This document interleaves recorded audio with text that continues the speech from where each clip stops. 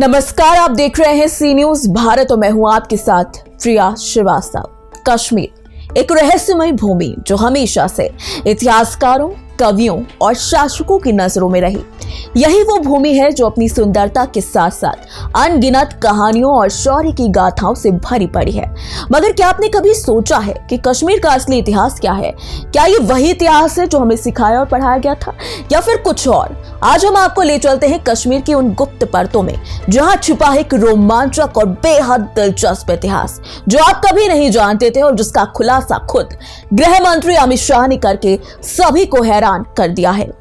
कश्मीर के इस ऐतिहासिक सफर की शुरुआत होती है 1747 से, जब कश्मीर में एक मुस्लिम सूफी संत और इतिहासकार ख्वाजा मोहम्मद आजम दीदामरी ने फारसी में वकायते कश्मीर नाम से एक मनगढ़ंत किताब लिखी। उसने जानबूझकर कश्मीर के कश्यप ऋषि को काशिफ बता डाला। इतिहास से छेड़छाड़ करते हुए उसने लिखा कि एक राक्षस ने पूरे कश्मीर को पानी में डुबो दिया था, मगर काशिफ ने बचा लिया। यही इतिहास हमेशा से बताया गया, मगर अमित शाह ने हाल में ही इस इतिहास की पोल खोल दी है। हाल ही में केंद्रीय गृह मंत्री अमित शाह ने किताब के विमोचन के दौरान कहा कि कश्मीर का नाम कश्यप ऋषि के नाम पर पड़ा होगा। अब वक्त आ गया है कि शासकों को खुश करने के लिए लिखे गए इतिहास को मुक्त करने का वक्त आ गया है। सुनिए अमित शाह ने क्या कुछ कहा। सबने अपने विचारों को और उनके जीवन को देखने के दर्शन को बहुत अच्छे तरीके से कश्मीर पर ही, कश्मीर की भूमि पर ही उकेरने का काम किया। हम सब जानते हैं कश्मीर को कश्यप की भूमि का भी नाम से जाना जाता है। शायद हो सकता है कि इनके नाम से ही कश्मीर का नाम पड़ा होगा, परंतु जैसे मैंने आगे उल्लेख किया, बौद्ध धर्म की चतुर्थ काउंसिल सम्राट कनिष्क के समय में कश्मीर में ही संपन्न की गई और वहां पर अनेक प्रकार के नवाचारों को स्थान दिया गया और भाषाओं की विविधता जो भारत की एक बहुत बड़ी स्ट्रेंथ है, वो भी कश्मीर में इसकी अनुभूति होती है। और मैं आज निश्चित रूप से इस मौके पर देश के प्रधानमंत्री जी का बहुत बहुत धन्यवाद देना चाहता हूं, क्योंकि 2 यूटी बनाकर दोनों यूटी की राज्य की अधिकृत भाषाओं में कश्मीरी, डोगरी, बाल्टी, लद्दाखी और जंस्कारी, ये सारी भाषाओं को समावेश करने का काम नरेंद्र मोदी जी ने कर भाषाओं को एक नया आयु देने का काम किया। ऐसे में आप जानते हैं कि क्या कश्मीर का नाम कश्यप ऋषि से क्यों जुड़ा हुआ बताया जाता है? इसका जवाब बहुत दिलचस्प है।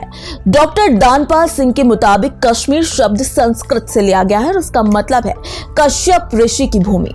कश्यप ऋषि के बारे में कहा जाता है कि उन्होंने देवी सती की झील में एक राक्षस का वध किया था और कश्मीर को उसकी विनाशकारी बाढ़ से बचाया था, और यही वजह है कि कश्मीर को कश्यप मार यानी कि कश्मीर के नाम से जाना गया। लेकिन कश्मीर का इतिहास इससे कई और ज्यादा रोमांचक है। क्या आपको ये पता है कि कश्मीर के सम्राट ललितादित्य ने अरबों के हमलों से बचने के लिए चीन से मदद मांगी थी? जी हाँ, अद्भुत कहानी है। उस समय अरबों के हमले कश्मीर के लिए एक बुरे सपने से कम नहीं थे। सम्राट ललितादित्य ने चीन के सम्राट से मदद की गुहार भी लगाई थी, और जब महमूद गजनवी ने भारत पर 17 बार हमले किए थे तो वह कश्मीर को भी नहीं जीत सका। कश्मीर के पहाड़ों और किलों में उसकी सेनाओं को बार बार नाकामी देखनी पड़ी थी। वही आपके मन में यह भी सवाल उठ रहा होगा कि अगर कश्मीर का नाम एक ऋषि के नाम पर पड़ा तो कश्मीर में इस्लाम का प्रवेश कैसे हो गया? ये भी जानना दिलचस्प है। ये कहानी एक सूफी संत बुलबुल शाह की है, जिन्होंने तुर्किस्तान से कश्मीर में आकर इस्लाम का प्रचार किया। बुलबुल शाह के प्रभाव से कश्मीर के राजा रिंचन ने इस्लाम अपनाया और कश्मीर का पहला मुस्लिम शासक बन गया। यही वो मोड़ था जब कश्मीर में इतिहास में एक नया अध्याय शुरू हुआ। कुल मिलाकर देखा जाए तो कश्मीर का इतिहास सिर्फ युद्धों और संघर्षों की कहानी नहीं, बल्कि ये संघर्षों, संस्कृति और सभ्यता के अद्भुत मेल का प्रतीक है। ये वो भूमि है जिसने न केवल शासकों को परखा, बल्कि अपनी अस्मिता की रक्षा के लिए भी लड़े वीरों को गले लगाया। कश्मीर का असली इतिहास आज तक जानने की कोशिश किसी ने नहीं की, क्योंकि यह इतिहास शासकों के हितों को नष्ट कर सकता था। लेकिन अब वो समय आ गया है जब कश्मीर का असली इतिहास दुनिया के सामने आएगा। जो इतिहास हमने अब तक सुना वो केवल मिथक था। कश्मीर के संघर्ष उसकी संस्कृति और उसकी अस्मिता को दबाने के लिए गढ़ा गया था। अब समय है कश्मीर के असली इतिहास को समझने का और उस पर गर्व करने का। फिलहाल इस खास रिपोर्ट में इतना ही। देश दुनिया की बाकी और खबरों के लिए आप बने रहिए सी न्यूज़ भारत के साथ।